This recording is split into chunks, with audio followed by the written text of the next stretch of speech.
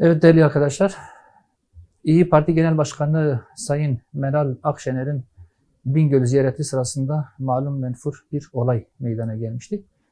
İyi Parti Genel Başkanı Sayın Meral Akşener'in Bingöl'deki temasları sırasında bir vatandaşın düşüncesini eleştirel bir yaklaşımla beyan etmesi üzerine parti yetkilisi de olan bir milletvekilinin yaptığı hakaret, aklı selimin asla kabul edemeyeceği türden bir hakaret olmuştur. Zira hiçbir gerekçe bir insanın namus ve şerefine hakaret etmek için mazeret olarak kabul edilemez. Bingöl'deki hadiseyle halkın kırmızı çizgisi çiğnenmiştir. Malum zat milletin namusuna hakaret etmiştir. Yaşananlar kameralara da yansımış ve halkımız tarafından tepkiyle karşılanmıştır. Siyasetçilerin halkın inancına, değerlerine ve kutsallarına saygılı olmaları gerekir.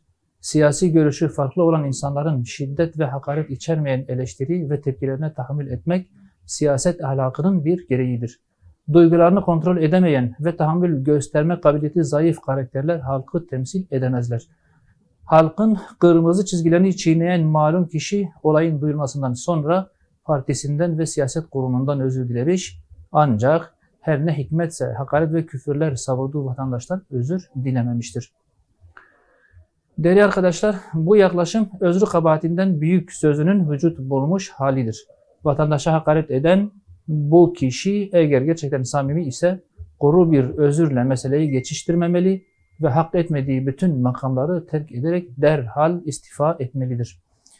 İyi Parti Genel Başkanı da partisinin bir yöneticisinin üstelik hayatta olmayan bir kadına yönelik yapılan bir çirkinliğe bir kadın olarak tavrını net bir şekilde ortaya koymalı ve söz konusu kişi hakkında gereğini yapmalıdır. Son olarak meclisi de bu tür olaylar karşısında en üst perdeden tavır almaya ve halkın kutsallarına yönelik hakaretlere karşı etkili yaptırımlar uygulamaya davet ediyoruz.